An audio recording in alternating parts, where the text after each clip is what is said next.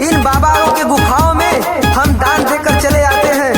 आज आप ही लोगों के कारण ऐसे ऐसे बाबा आसाराम, चित्यानंद, जलेबी बाबा, राधे माँ जैसे पाखंडी निकलते हैं, जो वो लोग बड़े बड़े महलों में रहते हैं, सोने की मोटी मोटी चैन पहनते हैं, पर आप कंगाल के कंगाल ही रहते हो।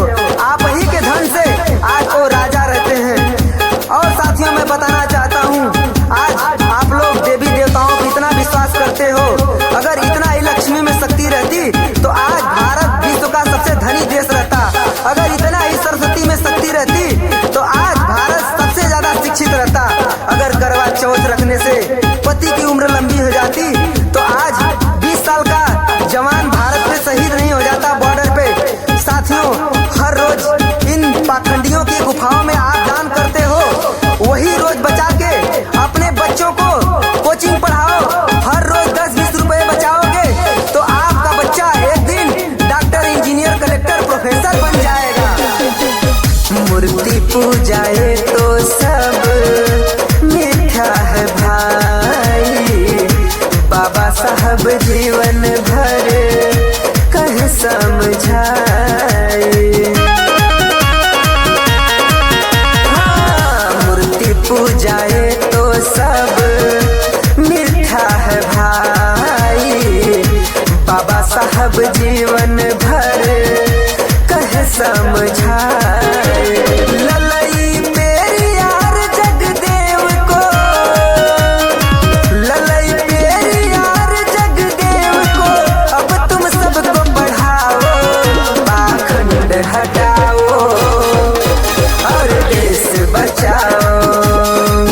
पाखंड हटाओ और देश बचाओ, पाखंड हटाओ और देश बचाओ।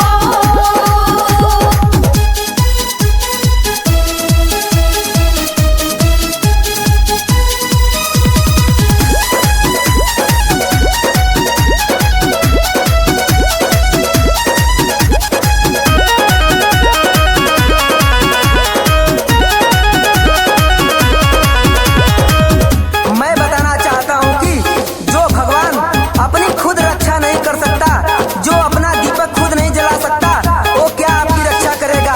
मंदिरों में घंटा चोरी हो जाता है, जो भगवान अपना घंटा तक नहीं बचा सकता, वो क्या आपकी रक्षा करेगा। साथियों, मूर्ति एक पुतले के समान है। जिस प्रकार खेतों में पुतला खड़ा किया जाता है और जानवर उससे डरते रहते हैं, उसी प्रकार आदमी भी जब तक अंधविश्वास में फैला है तब तक ऐसे पाखंडियों से, हर धर्म के बाबाओं से डरता रहेगा।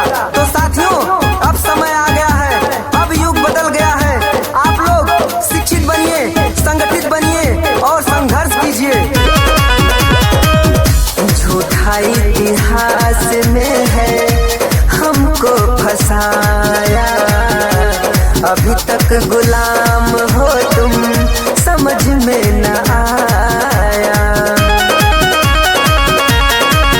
हाँ, झूठा इतिहास में है हमको फंसाया, अभी तक गुलाम हूँ मैं, समझ में न आया।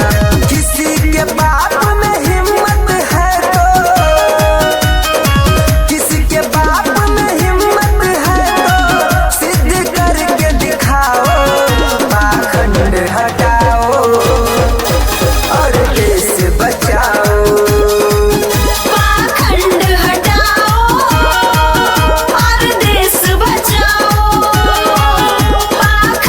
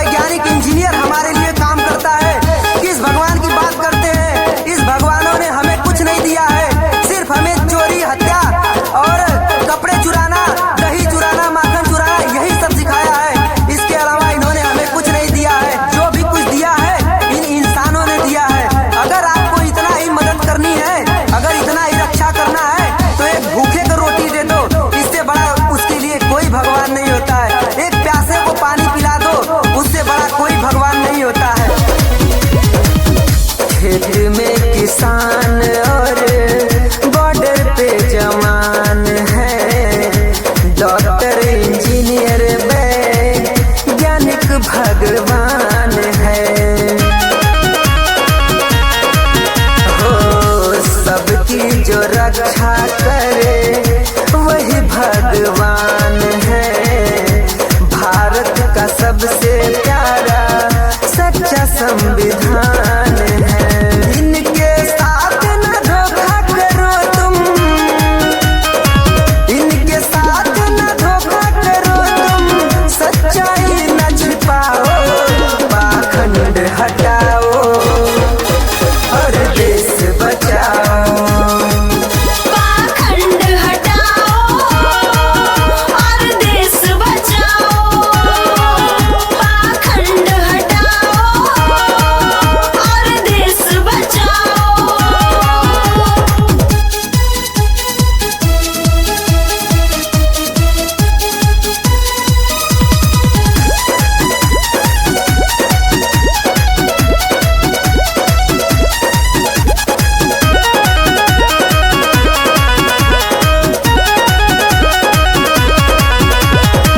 साथियों, मैं क्या बताऊं आपको, अभी कुछ दिन पहले आपने देखा एक बेटी का बलात्कार हुआ जो मंदिरों में, उसी के पुजारियों ने किया, मंदिरों के पुजारियों ने। तो बताइए आप भगवान वो कहाँ गया था? चलो ठीक है, भगवान नहीं आया तो अल्लाह को तो आना चाहिए, अल्लाह नहीं आया तो मसीहा को आना चाहिए। साथियों, वो मुसलमान की बच्ची थी, हिंदू का भगवान 33 करोड़ में अगर दम नहीं है तो अल्लाह को तो बचाना चाहिए। साथियों, मैं सच्ची बात बताना चाहता हूँ, किसी के पास कोई पावर नहीं है, जो भी पावर है शक्ति है इंसान के पास है। साथियों, अगर किसी को डर है तो संविधान से, एक भारत के कानून से निर्दोषों की हत्या हो जाता है तो कहाँ भगवान चला जाता है? जब इतने शक्तिशाली राम रहीम थे तो कैसे भारत गुलाम हो गया? आप लोग हमारा खुल के सपोर्ट कीजिए। मेरा फोन पे गूगल पे नंबर है 8423 600 403।